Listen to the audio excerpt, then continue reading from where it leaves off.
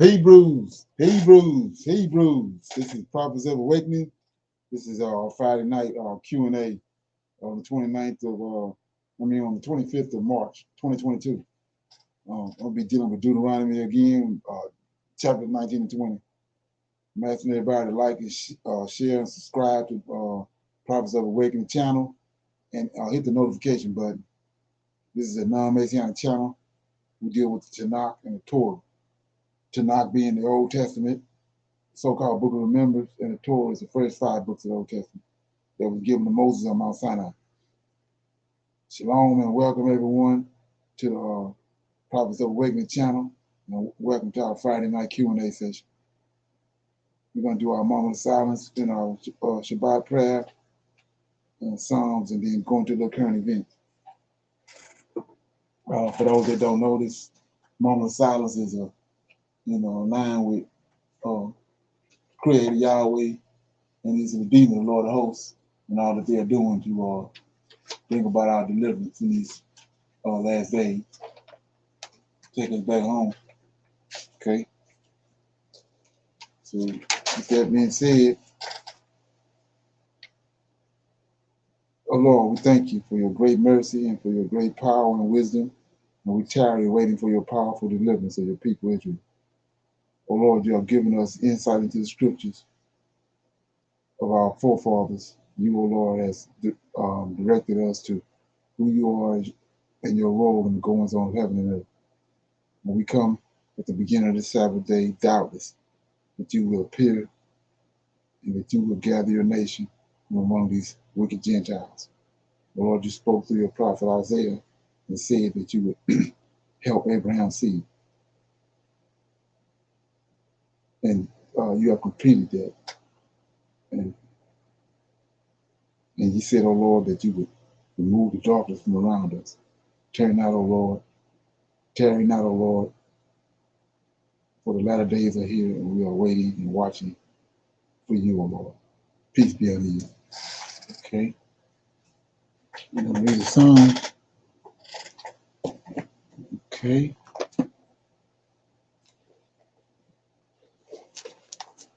Got my new Bible here, so. Okay. I'm going to read Psalms 148. It's a praise for the heavens. Praise ye the Lord. Praise ye the Lord from the heavens. It says, praise from the heavens is the name of the song. Praise ye the Lord. Praise ye the Lord from heaven, from the heavens. Praise him in the heights. Praise ye him, all his angels. Praise ye him, all his hosts. Praise ye him, sun and the moon. Praise him, all ye stars of light. Praise him, ye heavens of heavens, and ye waters that are above the heavens. Let them praise his name of the Lord, for he commanded, and they were created. He have also established them forever and ever. He have made a decree which shall not pass. Praise the Lord from the earth, yea, ye dragons, and all ye deeps, fire and hail, snow and vapors, stormy winds, fulfilling his word, mountains and all hills, fruitful trees and all cedars, beasts and all cattle, creeping things and flying fowl, kings of the earth and all people, princes and all judges of the earth, both young men and maidens, old men and children. Let them praise the name of the Lord, for his name alone is excellent. His glory is above the earth and heaven. He also exalted the horn of his people, the praise of all his saints, even of the children of Israel, a people near unto him. Praise ye the Lord. So that's Psalms 148. Any comments on that? Anybody got a verse out of it you wanted to shine a light on? Okay. With that being said, we're going to go to current events. Anybody got current events? Okay, I got a couple right here.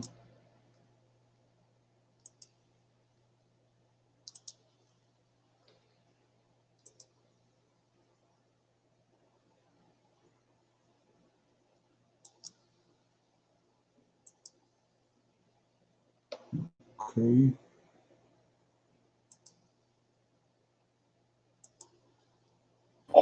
truthful and unapologetic. And I want to talk about the issue of access to vaccines. We have made a proposal which is supported by more than 100 countries. And what we have said is we want, and this comes back to what the youth were saying as well, they want to know whether they have a continent which will help to develop their skills, where they can thrive. But what do we want? We want to be able to make our own vaccines. And we will deal with the issue of reluctance for our Africans to take vaccines. But we want to make vaccines. We don't just want to fill and finish and package, which is what we are being offered. That we want you to build a capacity to fill, finish, and package, and we will send you the drug substance.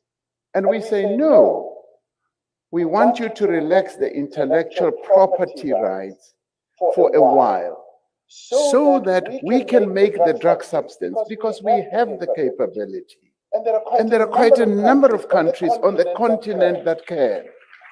And right now, we've got countries like Egypt, Nigeria, Ghana, Senegal, Rwanda, South Africa, and Kenya. Easily, they have the capability, the manufacturing capability, and we are saying we want to be able, we want to go beyond just getting the substance from Europe or wherever, filling and distributing. We want to make the drug substance, because that is where the intellectual property resides. And that is where we want our young people who are epidemiologists, who are scientists, to see that there is a future for them. Then they will not go to Europe, they will not go to America, they will stay here, because they will know that they can work effectively and display all the skills we have. Now, what does the world, the northern part of the world do? They say, no, we know what is good for you. We just want you to do fill and finish, and that's it. And we say, no, we no longer want that. You did that long ago when you colonized us. And when you raped and pillaged our countries, we say, no, now we have the capability and we want to make all these things ourselves. Now, quite often we find that there is a bit of paternalism that underpins the relationship between us. I'll give you a very good example. After Omicron was announced, I was due to travel to West Africa. And in traveling in the wake of Omicron, I received calls from the 4 presidents that I was going to travel to: President Macky Sall, Buhari, Ouattara, as well as Akufo-Addo. And they said, we've heard about this Omicron. Are you still coming? We want you to come. What can we do to help?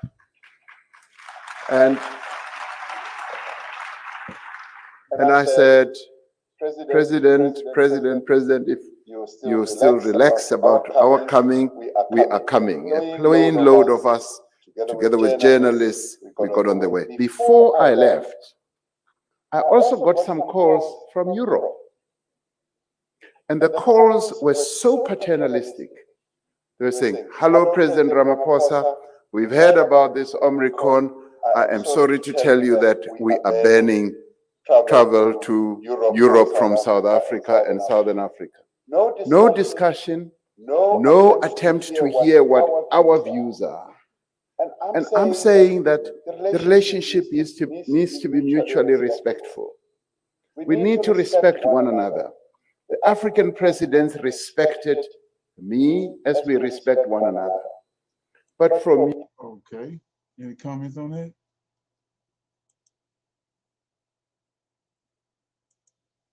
Yeah, so, like I said, you can be looking for him to become a missing. Every time one of them start talking like that, they come a missing. You get something?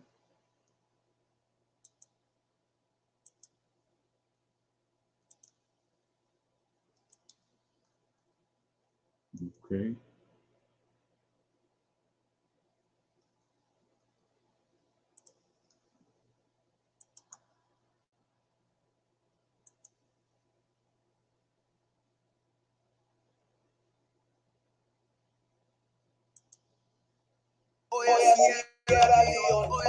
Right, it's your girl Kia from Worldviews, and I'm here to tell you how you can start your business in Kenya through our local company, Views of Africa. So we're here on our main page, Worldviews. Click the business tab. Once you click the business tab, it will redirect you to our Views of Africa page. Scroll down to the bottom, and you will find our Views of Africa Business Center. We offer three standard business packages. We have our deluxe, royal, and VIP.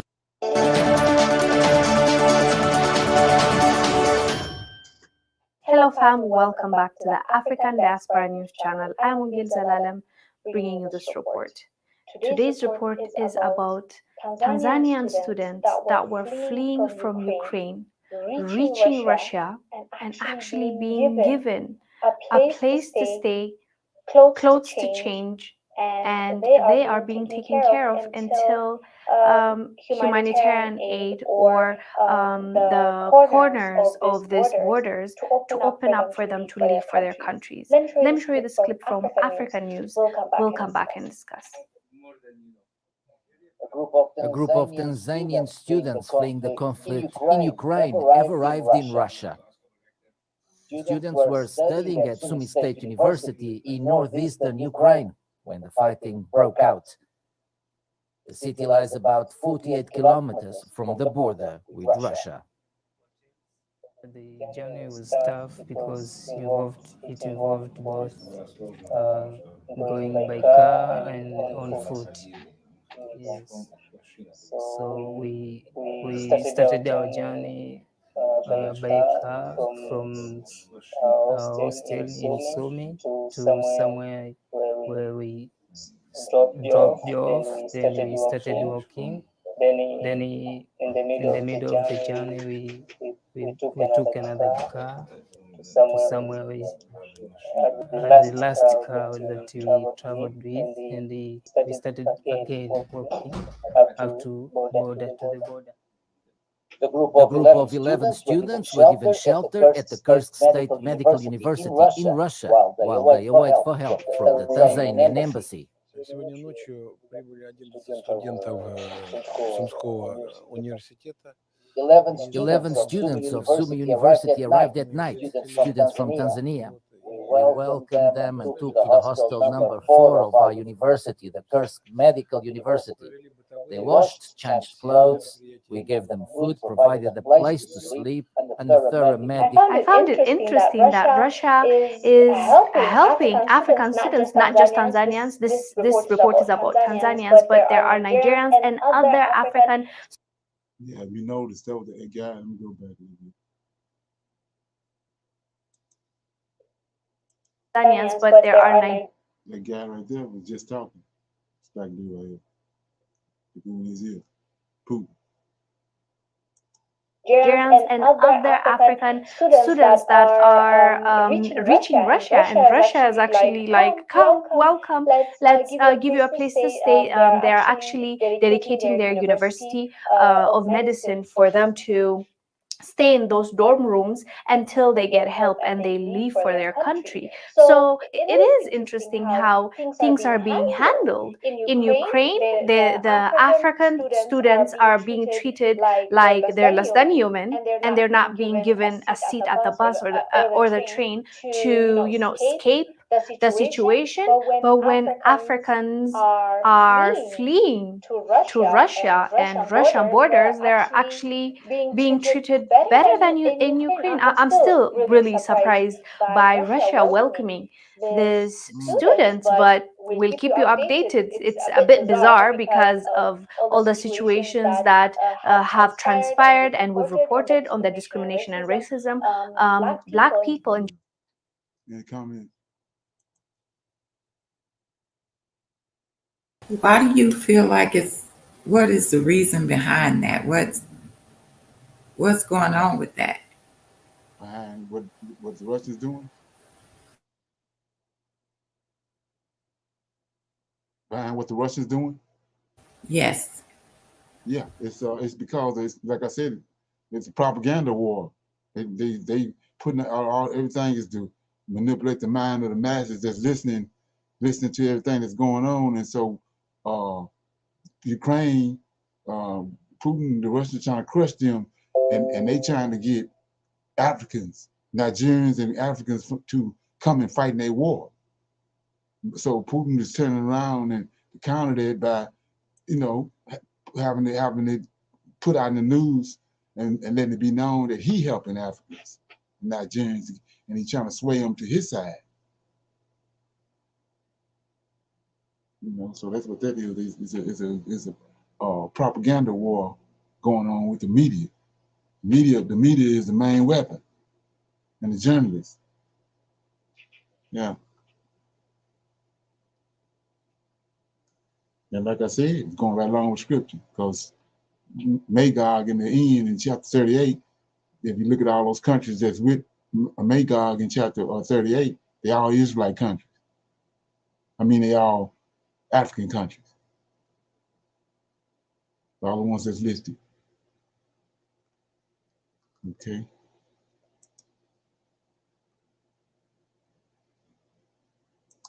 Yeah, one more.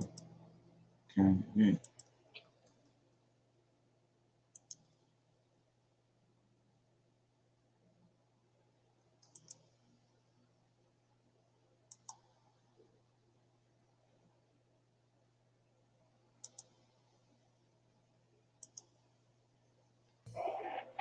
Hello and welcome back to the channel. Here we go with the blame game again. Does anyone notice that when worldwide crisis happen, that America, the U.S., never blames itself for any of it? But when another world leader does something, even if it's something that America has done before itself, a lot of fingers get to pointing in that direction. So right now we have Joe Biden. He's warning of food shortages and that they're going to be very real across the globe because of Putin invading the world's breadbasket, Ukraine. I don't know about you, but I have never heard that Ukraine was the world's breadbasket. I've never heard that until now. Has anyone ever heard that? Ukraine being the world's breadbasket. Now, I'm going to share with you some information, a report that's basically outlining how they are saying that Ukraine is the world's breadbasket. And all kinds of numbers are going to be thrown at us.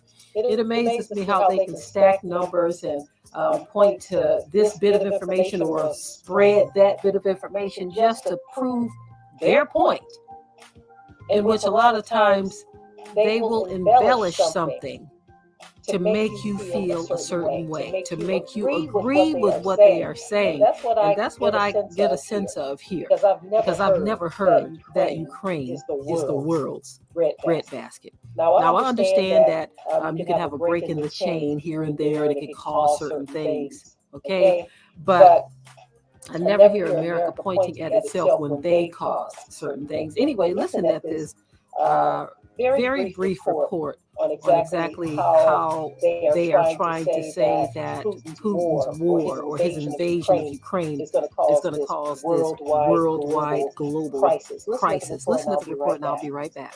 President Joe Biden on Thursday said there will be food shortages around the globe because of Vladimir Putin's invasion of Ukraine. It's going to be real, he said. Because both Russia and Ukraine have been the breadbasket of Europe in terms of wheat, for example.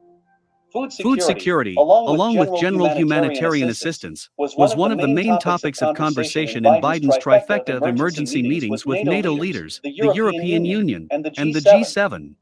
The summits were called to deal with the invasion of the Ukraine. We are in the process of working out with our European friends what it would take to help alleviate the concerns relative to food shortages.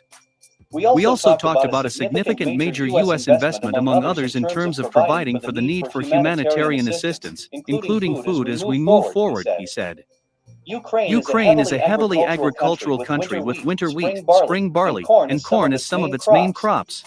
The United States, through the Feed the Future initiative, will provide over $11 billion over the next 5 years to address food security threats and malnutrition across the globe with programming in many of the countries vulnerable to increases in food and fertilizer prices. A senior administration told reporters in a briefing on Thursday that Russia's invasion jeopardizes global food security, particularly for vulnerable populations in the Middle East and Africa, as farms are being destroyed.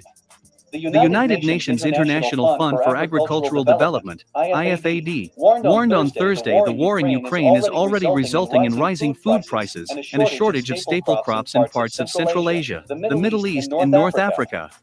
The Russian invasion of Ukraine has cut shipments from the two countries, which jointly account for around 25% of world wheat exports and 16% of world corn exports, leading to surging prices for the grains on international markets. Russia is also one of the world's largest suppliers of fertilizer, prices of which had already spiked last year, contributing to a 30% increase in world food prices and a related increase in global hunger levels.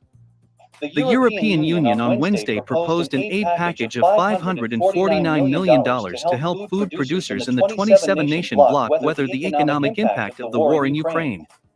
While the EU does not face an immediate food shortage, the region is a net importer of specific commodities, including feed crops from Ukraine. And European farmers are highly dependent on Russian fertilizers to grow their crops. This vulnerability, together with high input costs, such as fertilizers and fossil energy, is causing production challenges for farmers and risks driving up food prices, the Commission said in its proposal. The food aid is part of larger humanitarian assistance plan the Biden administration proposed for fallout from the Ukraine invasion. That includes that the United States will accept up 100,000 refugees fleeing the war in the Ukraine, the Biden administration announced on Thursday. It's meant to help ease the humanitarian crisis taking place in Eastern Europe, where nearly 3.5 million Ukrainians have fled their bombarded country in one of the biggest refugee crises since World War II. Refugees have flooded into Europe and some have even made their way to the southern border of the United States, trying to enter the country that way. In addition to welcoming more of the displaced, the Biden administration also announced more than $1 billion in new funding toward humanitarian assistance. The funding will provide food, shelter, clean water, medical supplies, and other forms of assistance, according to the White House. So you notice because they got opened up all stops to help these Ukrainians, but they did just the opposite for Haitians. It's just something. So they at the border. But we'll see what they're gonna do with them. If they had horses running those Haitians down and turn them back. So let's see what they do right here. Any comments?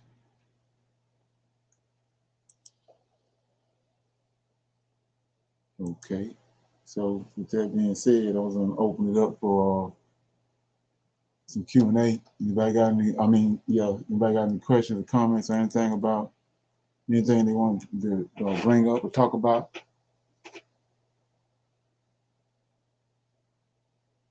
Anything they came across? Okay, I got one right here that I can bring up. We can discuss it. I'll play the video first, then we'll discuss it. I think it came up about 4 times this week with me on dealing with this Clubhouse thing, listening to these different classes.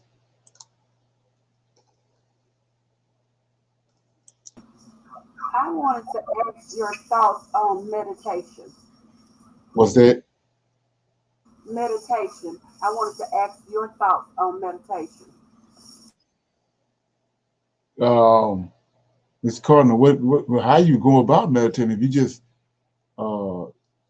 relaxing and maybe listening to some music, Israelite music, whatever you're doing, rhythmic music or whatever, and reflecting, that's one thing, but you're doing some kind of harmonizing like they do, or what they call that, what they call it, where they, you know, where they do the thing with the third eye and all that. No, that's a witchcraft, you know. But like I said, if you just, you know, sitting down and shitting everything down and just, you know, focusing in on yourself and meditating and listening, you know, they got all kind of different types of meditating music that you can do to relax your body and calm it down. That's one thing. But like I say, a lot of this, when you start saying meditation, a lot of it is tied to those ancient religions and ancient, you know, ancient worship to those gods, like with Buddha and all that stuff. That's what I mean. You know, you have to be careful with that. That's my perspective. Thank you. Okay.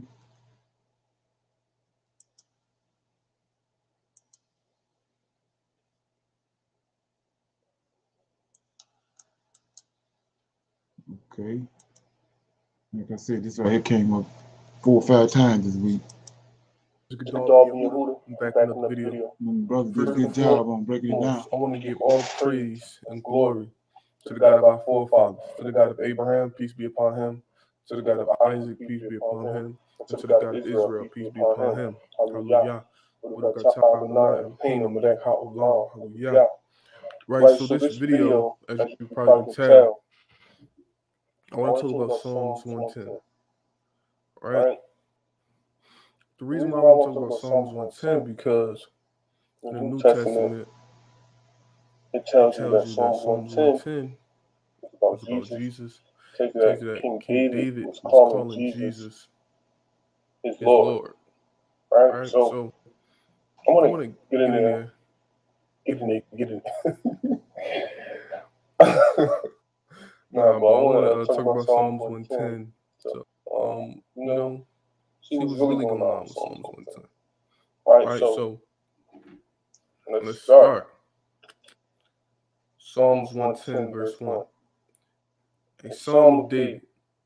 The Lord said unto my Lord, sit thou at my right hand until I make thy enemies thy footstool.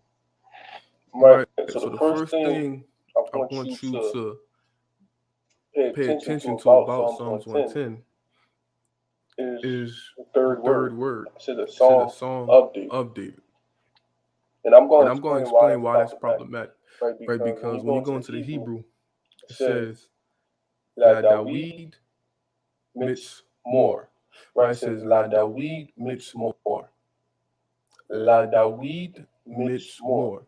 Right, so you hear that it has a lamed there, right? It has one of these there. It has a lamed there, right? So it has a lamed as a prefix to David's name. Why does it have lamed as a prefix to David's name? Because if you look up on your computer, Google, anywhere, the lamed prefix means to or for. It doesn't mean of. It doesn't mean of. So that's pretty much wrong with a lot of these Christian translations, right? Right, so it says what it's supposed to say.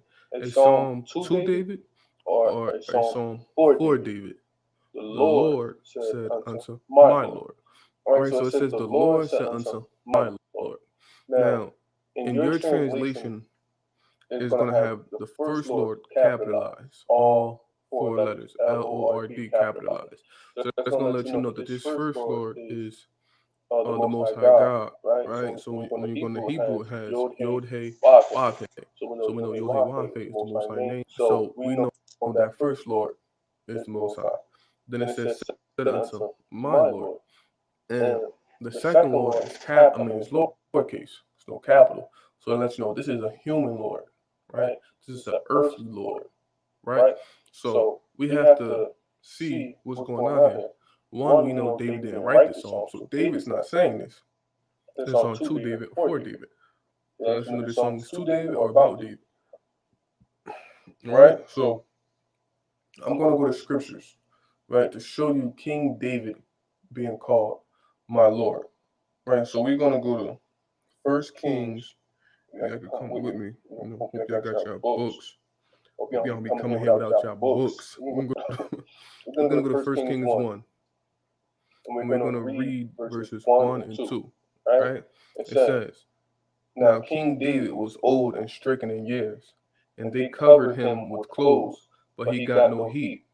Wherefore his servants said unto him, Let there be sought for my lord the king," talking about King David, "my lord the king, a young virgin. Let her stand before the king, and let her cherish him, and let her lie in thy bosom, that my lord the king may get heat." So you see right here, King David is called my lord. Without a doubt, right? So now we're gonna go down one more. We can go to the same chapter. We can go to verses 36 and 37. It says, and Benaiah, the son of Jehoiada, answered the king and said, Amen. The Lord, God of my Lord, the king, say so too. And as the Lord had been with my Lord the king, even so be with Solomon, and make his throne greater than the throne of my Lord King David. Right? So we see King David is being called my Lord. It's nothing new. Nothing new between in Psalms 110. Right? And what I want to point out and specifically about this is verse 36. It says, "The Lord God of my Lord, the King." Right? Now we're going to go back to Psalms 110. Right. So now, Psalm 2 or 4 David. David didn't write this. Let's remember this. "The Lord said unto my Lord," we see King David, it's called my Lord, "sit down at thy right hand until I make thy enemies a footstool." Right. So before I get into the footstool part and the enemies part, I want to make something clear. The right hand, the right arm of the Most High God is his wrath, his power, his judgment. Right? You read about this in the Exodus story. How did the Most High redeem us out of Israel? With an outstretched arm, his holy arm. You read about that in Isaiah 53. Who was the arm of the Lord been revealed? You read in Isaiah 52:10, the arm of the Lord was revealed to in the sight of all nations. Right? The arm of the Lord, the holy hand. This is the power, the wrath. You read about the hand of the Most High. It's the thunder. You know what I'm saying? This is not a literal arm as someone sitting in heaven next to the Most High God, right? This is just not it. Right? So we're gonna continue. Right? And it says, "Until I make thine enemies thy footstool." Right? So that's important. He says, "Sit down." He said, "My Lord, the Most High." He said, "Lord, the Most High said unto my Lord King David, sit down at my right hand until I make thine enemies a footstool." And how we know this is talking about King David? Because we're gonna go back to Kings, 1 Kings 1. Or we're gonna go to 1 Kings. No, we're gonna go to 1 Kings 5, not 1. Right? And it says, we're gonna go to 1 Kings 5, verse 3. And this is Solomon talking, right? It says, "Thou knowest how that David my father could not build a house unto the name of the Lord his God for the wars which were about him on every side, until the Lord put them under the soles of his feet." Wow. So Solomon is referencing Psalms 110. Solomon himself is referencing Psalms 110 about the Most High putting King David's enemies under his feet. Right? And we're gonna go to, hold up. We ain't done. We ain't done. We're gonna go to 2 Samuel 29 real fast. Because I'm gonna show you where the enemies being under King David's souls was fulfilled. Right? We're gonna go to 2 Samuel 22. I think it's verse 39. And it says, "And I have consumed them." This is David speaking. You know this David speaking because you go to verse 1. Right? And David spoke unto the Lord. Right? So we're going to hop down for time's sake. It says 39. 38. "I have pursued my enemies and destroyed them, and turned not again until I have consumed them. I have consumed them and wounded them that they could not arise. Yea, they are fallen under my feet. King David is telling you his enemies fallen under his feet. That's what the Most High promised him in Psalms 110. Right, and we're going to go to one more. We're going to go to Psalm 16 real fast. We're going to go to one more. No. I'm sorry. Psalms 18. Psalms 18, verse 38. And it says, I have wounded them. Let me go over one more verse 37. I have pursued my enemies and overtaken them. Neither did I turn again till they were consumed. I have wounded them that they were not able to rise. They are fallen under my feet. David again telling you his enemies fell under his feet. And that's exactly what the Most High said he was going to do for King David in Psalms 110. Exactly. There's no getting around it. Right?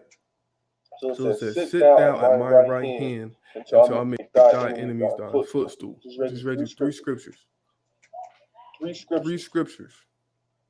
Right? Three scriptures where King David is mentioned that his enemies under his foot fulfilled this. Okay. Any comments on that?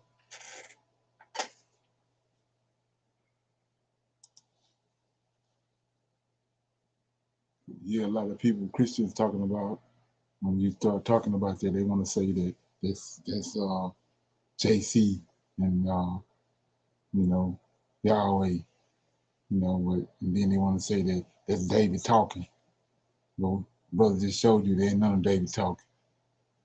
So yeah, like I said, you did a good job of breaking it down. Okay, so anybody have any comments on that? Did you get anything out of that?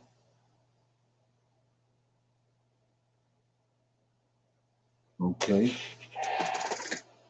Go here.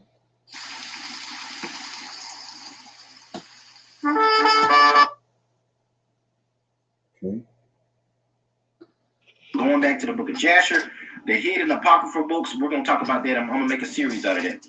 So I want to thank you. Okay, what this about is this brother breaking down the fact that it's the topic I'm bringing up for discussion before I start reading Deuteronomy. So he's talking about how White House, you go back during the time of J. Edgar Hoover, and before that, they knew who we were already. And it's got it documented and got it on memorandums and all that. Guys, for the love and the support. I'm gonna also start linking all the books, right? I'm gonna link all these books because a lot of people have been asking about where are you getting these books from? These Harvard books, these Cambridge books, Oxford.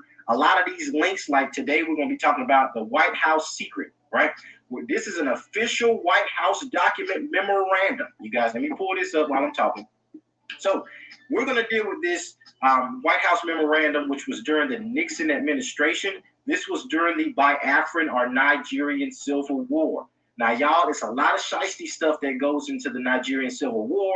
I feel like there was a lot of Western influence, i.e. America, egging on our people to destroy one another. I already told you guys the Yoruba and the Igbo match 99.7% of their DNA is identical. Now, when I say that, let me prove it. I showed you guys my DNA. Let me pull it up. And how 23andMe is in the process of updating. Shout out to T. Turner, my bro. He didn't see this on his at the time when I dropped the last video. But I think they gave it to me a little bit earlier. Like they messaged me about being on board with helping them out with some other stuff. I guess that's what happened. I never replied to it. But yeah, so I got my results up, Sub-Saharan Africa. This is my 23andMe. My haplogroup is EL45. We already talked about that. E1B1A. And it shows that I'm highly matched with the Igbo people. It says section expired. Oh, shoot. But as you guys can see, Igbo people highly likely match, Nigerian likely match. So when they did my DNA, it linked closely with the Igbo people. Now, you guys already know I'm going to drop my African ancestry, that my African ancestry paternally went back to the Yoruba. This is because they're the same people. So this whole Nigerian Biafran war that took place, you guys, that was brutal to the continent of Africa, I feel like it was a lot of Western beefing going on. So we're going to deal with that document. I'm going to start putting links to all these books and these documents in the description, you guys, and y'all stay on me about that. Also, the Vornay, you guys, they are there. I told you guys, they've been burning these books and hiding this stuff. The Vornay copy that I had that you guys, that video was blowing up. I cannot find that original edition. That original edition was an old book. I'm going to search Abe's. I'm going to try to find some kind of, because this was a used copy that I got. That's how rare that thing is. When you have to go to Abe's bookstore, that's when Amazon, Barnes & Noble's, Books A Million does not have the book. And usually, if they don't have the book, it's some shicey stuff. It's going to be nearly impossible to find it. But I'm going to search for it for you guys. I'm going to link the Harvard book by Tudor Parfit that talks about the origin of the Black Jews in Africa and in the Americas by Harvard University Press. I'm going to also link Edith Bruder by Oxford University Press. I'm going to link her work that goes into the Yoruba by Naya Ephraim. I'm also going, you guys, I sent the link to T. Turner, and I'm also going, I might drop that in the comment.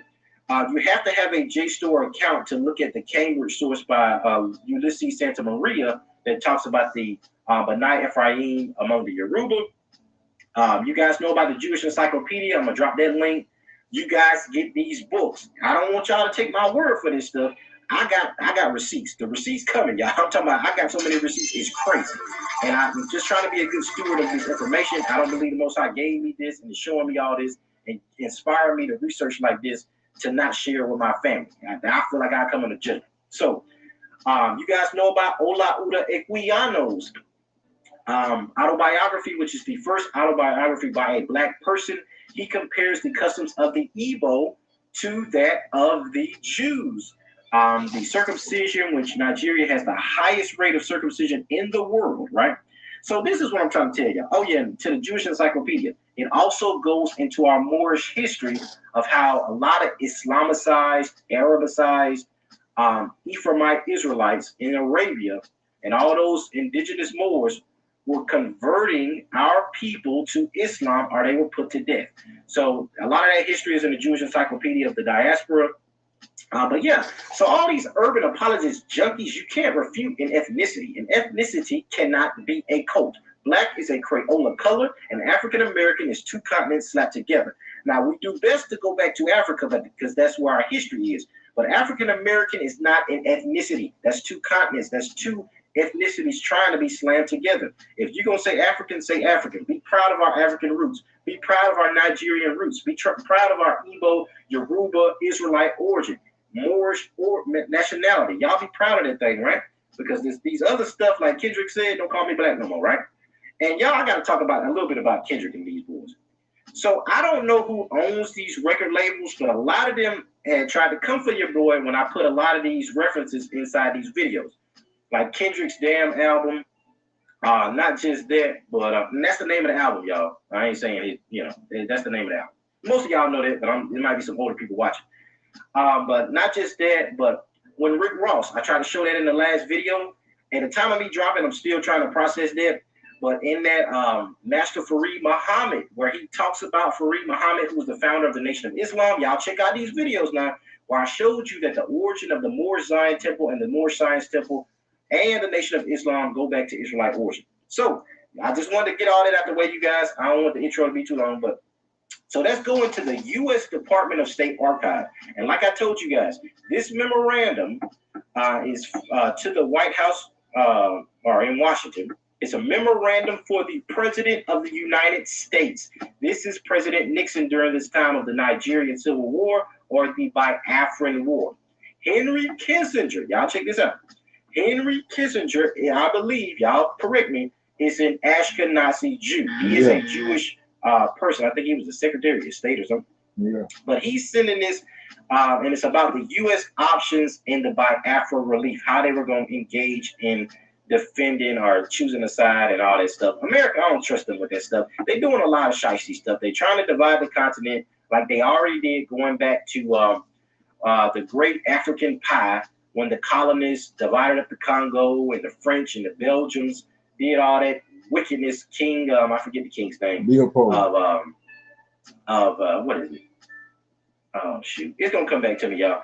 But the king that went in, divided up the Congo, did all that treachery. They've always been trying to divide and conquer our people. We are the same people. Nigeria is made up of the same ethnicity, but many tribes. Y'all understand what I'm saying? So Yoruba and the Igbo are the same people. Both of them have similar oral traditions.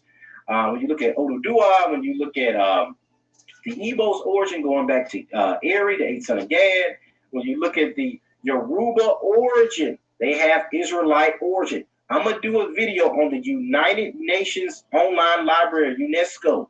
Derek Lang is a UNESCO author. This is credibility.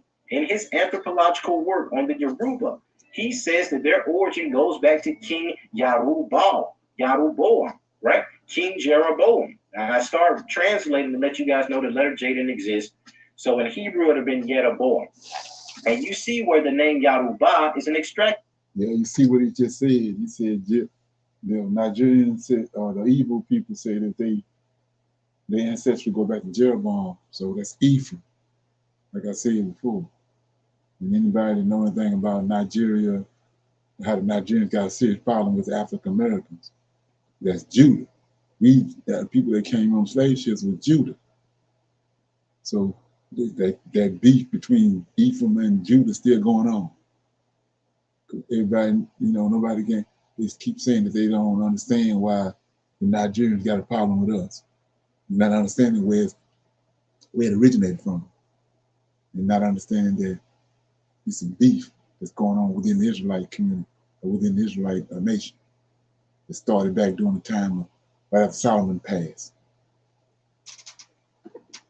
Action from that.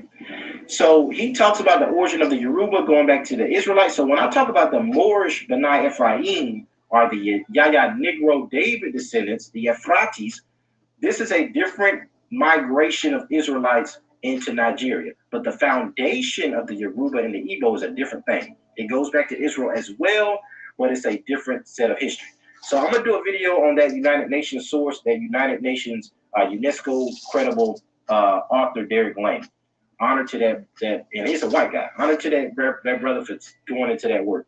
So let's look back at this memorandum. So it's from Henry Kissinger to President Nixon, and they're doing a lot of politics, talking about how they're going to engage the continent and what relief they're going to send on what side and all this stuff. Because during this time, you have the Hausa, the Yoruba, and the Igbo split into these three major tribes.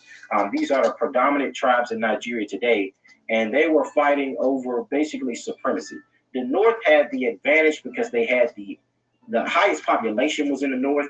So there was a lot of the politics that was going around if the Hausa were going to have a monopoly. But then you had the Yoruba and the Igbo that were mostly your scholars, your business-minded people, your educated people, your Nobel Peace Prize tiered Nigerians. So they had a lot of industrial prowess, which kind of made the Hausa feel some type of way. A lot of y'all Nigerians know this history way better than I do. I'm just giving you a brief understanding of what was going on. So when we go down here, I'm going to go down, I think I highlighted it, yeah. Under the two sides, it explains Biafra. Now, I can do a whole teaching, which I plan on doing. Y'all got to remind me. It's just so many topics that I'm finding, so much research I'm finding that I've been taking notes, y'all, to remember to do these series. But Biafra, when you go into the two Afras, this is Josephus. Now, it's kind of deep, you guys, but Josephus says that the origin of the continent of Africa was Afran and the grandson of Abraham, which is Ephraim, the two Afars, right? These two Afars, descendants of Abraham, and also descendants of Abraham Israelites, created the continent of Africa. So when I say Africa is named after Afriat, this goes back to a lot of that Israelite Northern Kingdom history. When our forefathers were banished and they went into Morocco, when they went through Arabia, when they went through Egypt, went through Ethiopia, you had so many migrations of these Jews. So Biafra gets its name from the two Afars, or Afri, right? So now let's just read this. So you got, let me see. Let me just go right to the meat of it, y'all. So the Igbos are the wandering Jews of Africa, gifted, aggressive, westernized, at best envied and resented, but mostly despised by the mass of their neighbors in the Federation. So now this is Henry Kissinger. Nobody's seeing this but the president. I got this off the state.gov website. And he is saying that they are the Jews of Africa, right? Gifted, aggressive, westernized. So they're thinking about back in the Igbo. The Igbo did have a lot of business prowess. So America's finessing. They really just trying to take advantage of these people. But it's amazing how they acknowledge them as the Jews of West Africa. Now, I showed you guys the Library of Congress, I think, in the last video about the Houston Daily. I don't think I really went into detail that this is from the Library of Congress. That this Houston Daily article is on the Library of Congress. So this is credibility.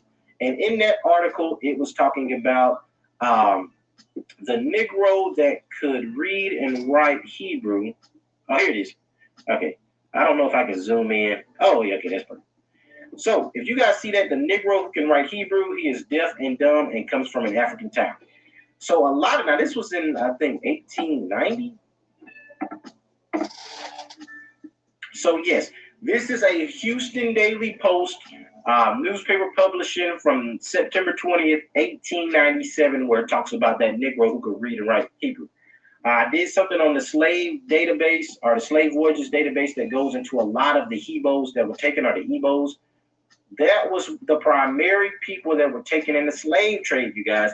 These Nigerian, Igbo, and Yoruba, y'all saw the clip from the beginning where they're giving their oral tradition. A lot of the Igbo know this, most of the Igbo know this, right? That they come from Israel, right? So when you see the memorandum to the president by Henry Kissinger, sending this to President Nixon, and talking about the Igbos are the wandering Jews of Africa, this was well known. This was well known history during this time period. So y'all check out the science videos. I'm just trying to make sure I hit everything. But when we talked about the Harvard studies that were done on Science Daily by Harvard Medical School in 2011, it was showing the links between the modern Europeans, specifically Middle Easterners, that they are linked to the sub-Saharan Africans. Our people were displaced from Israel through various migrations, through the desolation of the temple, the destruction of the temple in AD 70, through the banishment of the Moorish Israelites in 1492. So over time, our people were displaced from Europe, displaced from Spain, displaced from the land of Israel. And this is why you find a remnant of that DNA marker there. And people are wondering where that came from. So y'all check out that Harvard study. I'm going to try to put that in the link. And I also had the supplemental information that went into some of the tables and the charts. Let me see if I can find where it shows our DNA. Okay, so as you guys see in this supplemental information, this is from that Harvard study that linked our E1B1A, our E1B1 Natufian DNA. It linked it back to Israel. I also had some brothers. Shout out to my brother Garth, and I think Rose God also commented. I think we had a long discussion about E1B1A and E1A. E1A, they also have linked to Israel, you guys. So that haplogroup E is the African haplogroup, right? And there's a lot of different branches. So it's a lot of different brothers that showing me what this subgroup. So the haplotype, it's kind of hard to know all the haplogroups that are linked to Israel. Now, the one we know for sure, we know about E1B1A. But first, this study shows us that E1B1, which is the father of E1B1A and E1B1B, is linked to ancient Israel, or ancient Netufia. And I showed you guys a little bit about EP2, E1B1.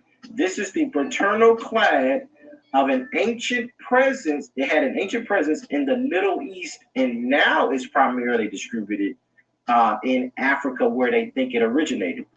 You guys, the Jews are of an Ethiopian extraction. This is by the historian Tacitus. Our people originated in Africa. We were in Egypt for 400 years, and that's where Israel first became a nation. So you have to understand that the Bible is an African Judean book. And okay.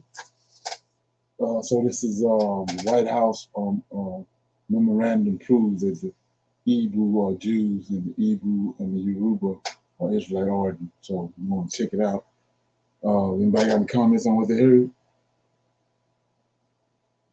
I just want to make a little comment on, listening to some, people talk about they don't, read this book and that book. They only read the Bible. It is just so much information out there that's connecting the dots for us. I'm not understanding how they, just throwing away so many books, right? There's so much information out there that we don't know about. Exactly. And so you off. If you make that statement or you thinking along the lines, that tell you something. You know what I mean? They off.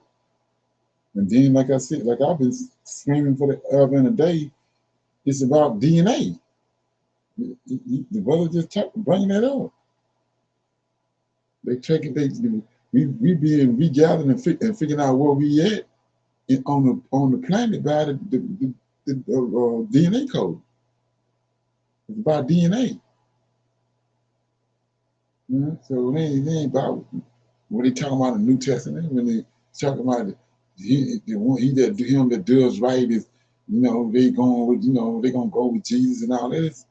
Most High regathering his people, and they got a DNA sequence. And you're gonna act a certain way, and you're gonna respond a certain way because of that DNA code. When it comes to His Word, His Scriptures, and come to Him, so it tell you a lot.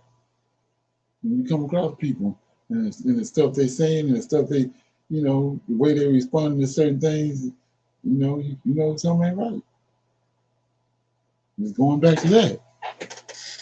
Like I said with the Levites, he told us the Levites the one that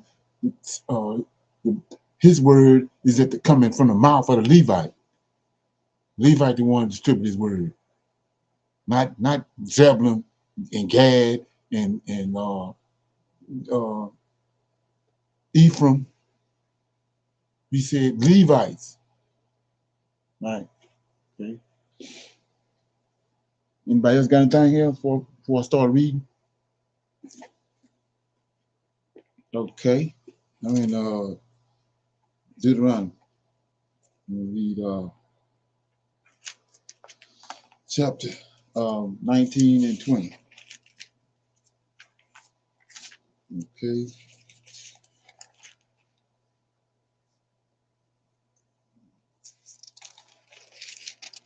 Okay.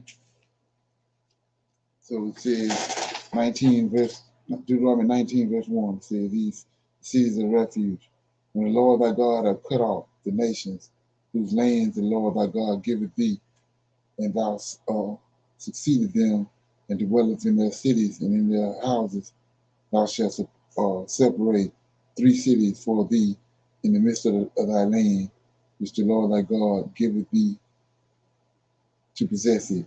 Thou shalt prepare thee a way and divide the coasts of thy land, which the Lord thy God giveth thee to inherit, into 3 parts, that every slayer may flee thither. And this is the case of the slayer which shall flee thither, that he may live. Whoso kill his neighbor ignorantly, whom he hated not in time past.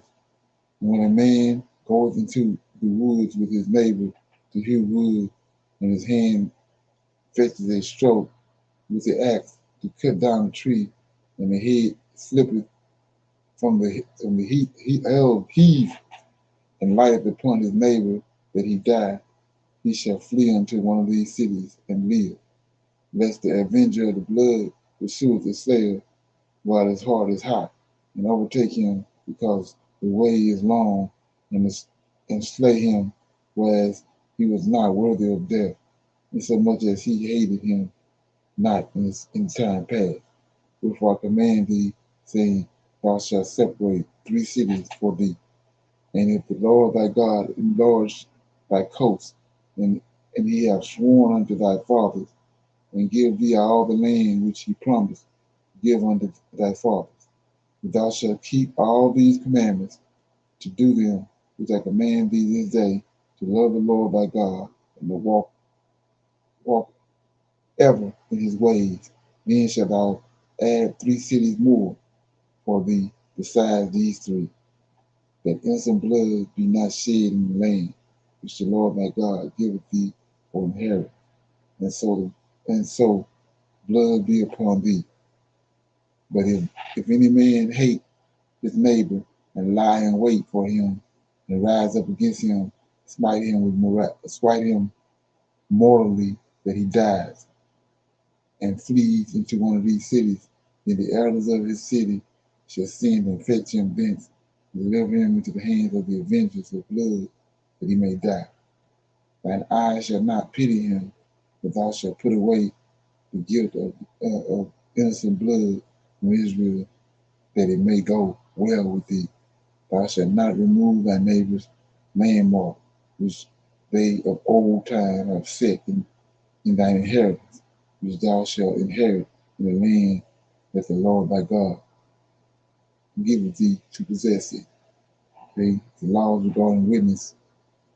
One witness shall not rise up against a man for any iniquity, for any sin, and any sin that he sinneth, at the mouth of two witnesses, or at the mouth of three witnesses, shall the matter be established.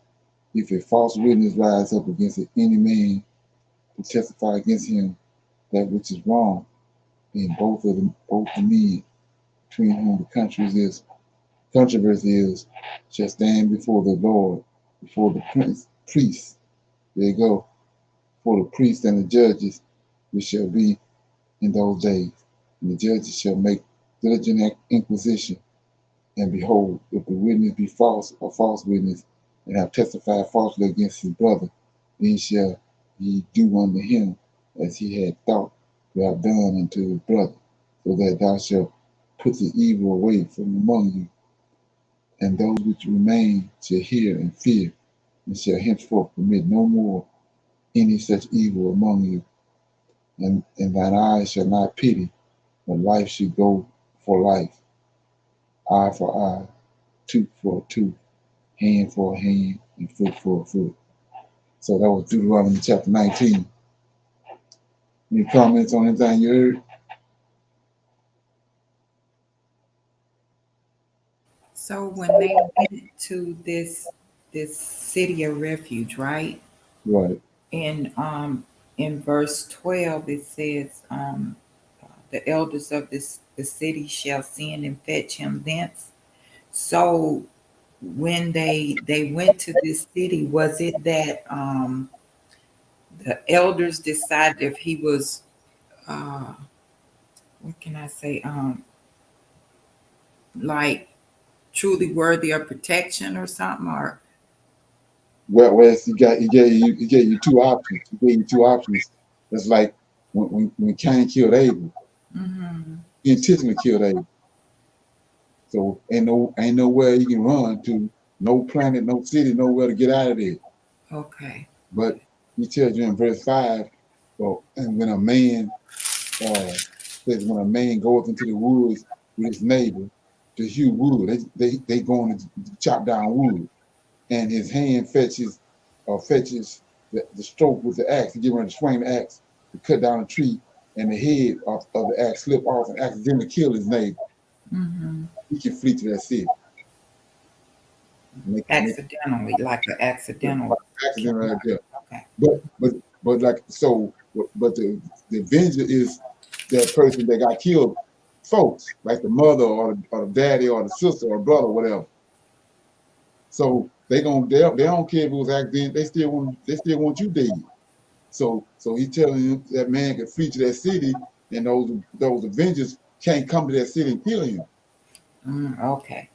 And the judges can't go get him either because it was accident. But if he plotted and killed him and run to that city, the judges can still go in there and get him and bring him out and give him over to the Avengers and let him. And he gotta die. Okay. Right. Okay. Anybody else?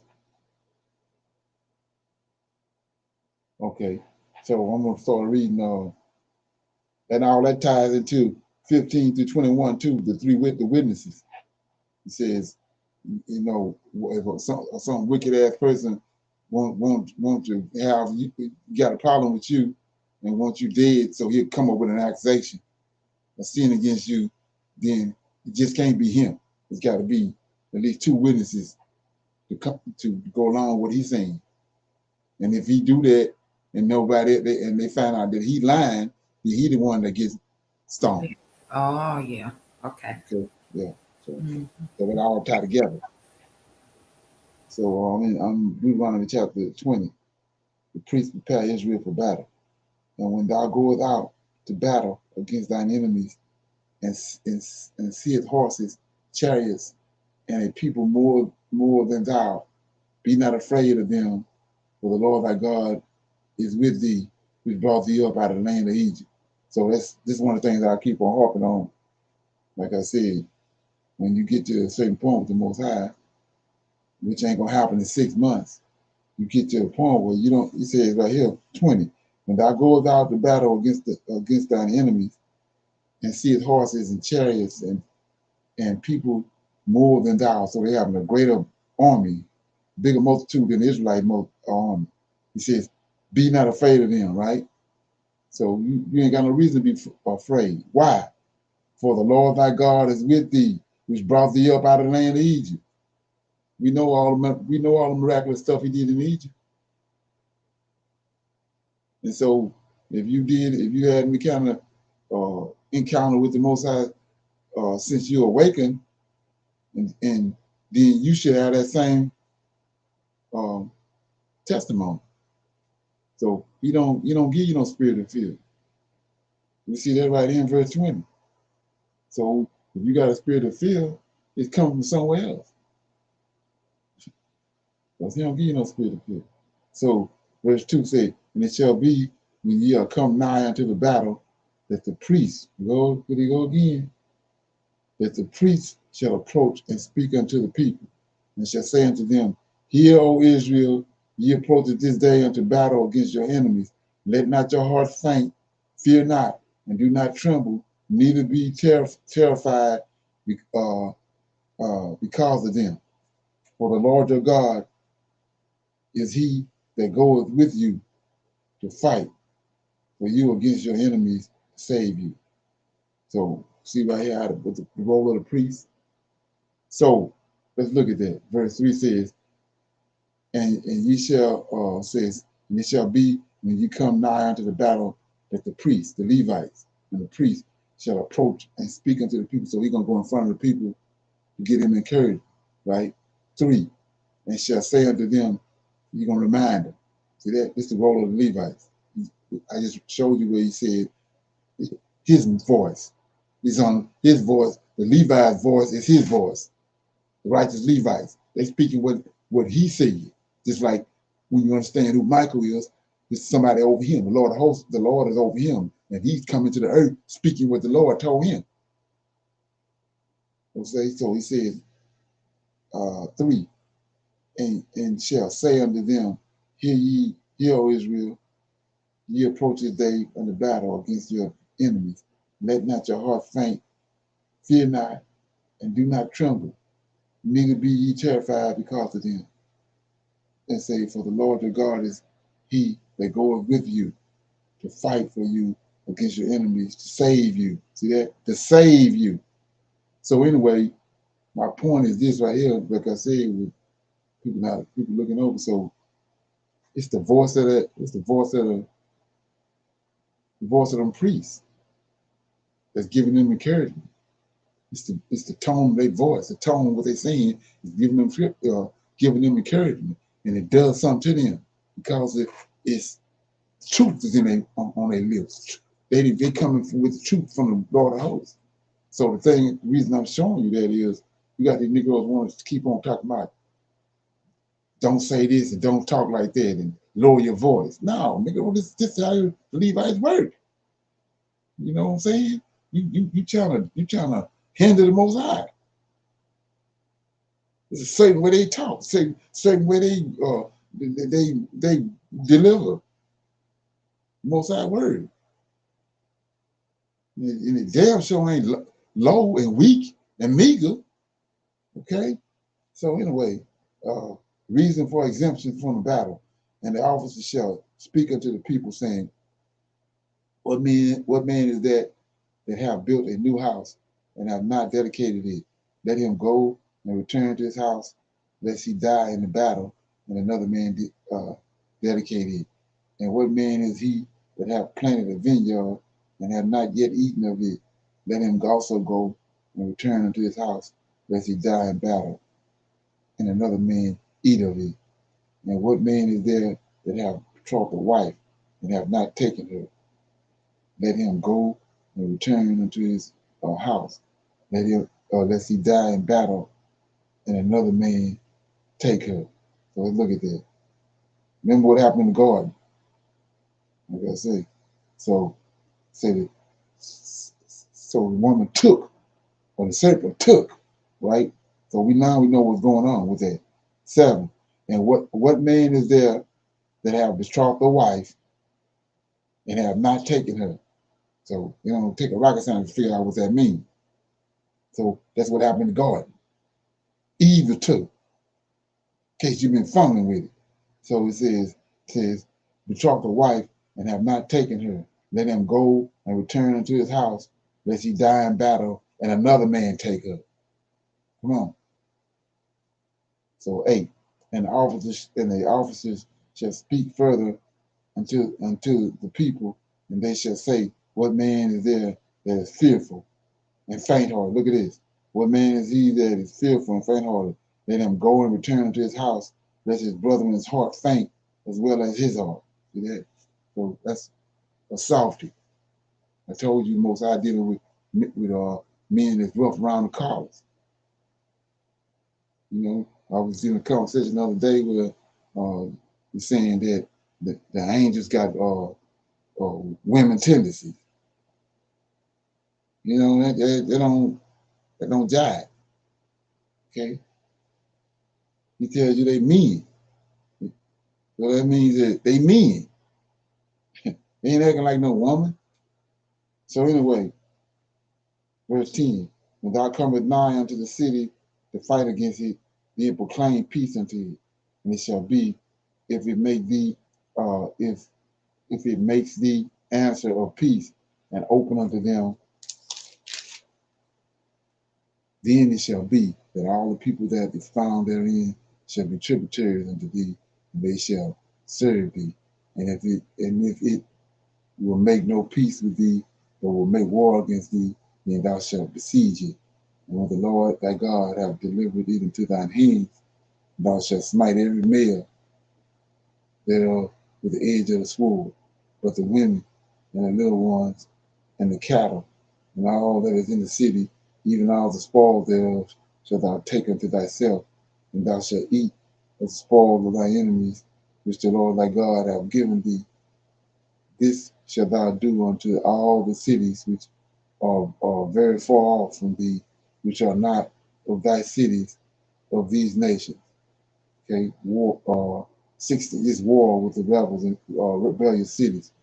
But of the cities of these people, which the Lord thy God doeth give thee for inheritance, thou shalt save alive nothing that breatheth. But thou shalt utterly destroy them, namely the Hittites, the Amorites, the Canaanites, the Perizzites, the Hivites, the Jebusites, as the Lord thy God hath commanded thee. So let's go back and look at it. And keep in mind the New Testament narrative with JC. He said, we all got the same blood. And everybody it was already ordained from the foundation of the world that every man had a right to a tree. Everybody got a right to a tree of life. But these people right here, in verse 17, but thou shalt utterly destroy them. See that? Namely, the Hittites, the Amorites, the Canaanites, the Perizzites, the Hivites, the Jebusites, as the Lord, these 7 nations in Canaan, they're descendants from those fallen angels. So we just tell you right here, ain't got no damn son in Abraham's bosom somewhere, waiting, to die for mankind. Because these people right here ain't most High got nothing to do with them. And this verse right here telling you that. So 18, that they teach you not to do all their abominations which they have done unto their gods.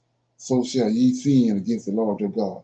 When thou shalt besiege a city a long time and making war against it to take it, thou shalt not destroy the trees. Therefore, by forcing an axe against them, for thou mayest eat of them, and thou shalt not cut them down, for the tree of the field is man's life, to employ them in the siege. Only the trees which thou knowest that they be no trees for meat, thou shalt destroy and cut them down, and thou shalt build bulwarks against the city that maketh war with thee until it be subdued. Okay, that was Deuteronomy chapter 20. Any comments? Okay, everybody good on that? So it says in verse 13, it says, when the Lord thy God have delivered into thine hands, thou shalt smite every male thereof with the edge of a sword. Then 14, but the women and the little ones and the cattle and all that is in the city, even all the spoil thereof, shalt thou take unto thyself, and thou shalt eat the spoil of thy enemies, which the Lord thy God hath given unto thee. Thou shalt do thus shalt thou do unto all the cities which are very far off from thee, which are not of the cities of thy nation. So you see that? So it's a straight up distinction between the male and the female. Every time something go down, he's showing you it's a straight up distinction between the male and the female. It ain't like what they trying to make it today. Something else is going on. So if they keep the women, then that means that when the Israelites go into them, if they do this, the kids gonna be Israelites. That's why they killing all the men. They got the DNA from the fallen angels in them. They carrying the seed. Okay. Anybody have no comments? You got anything? Anybody got anything they want to say before we close out?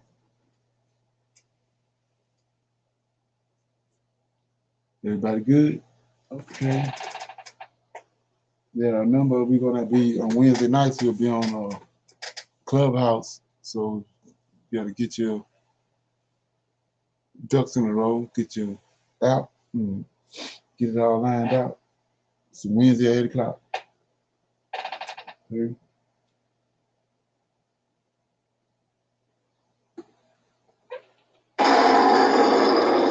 Yeah, I'm gonna say shalom, and I'm gonna see everybody in the morning at 10 o'clock for our Sabbath class.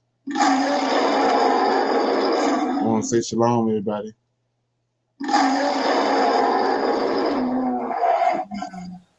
Okay.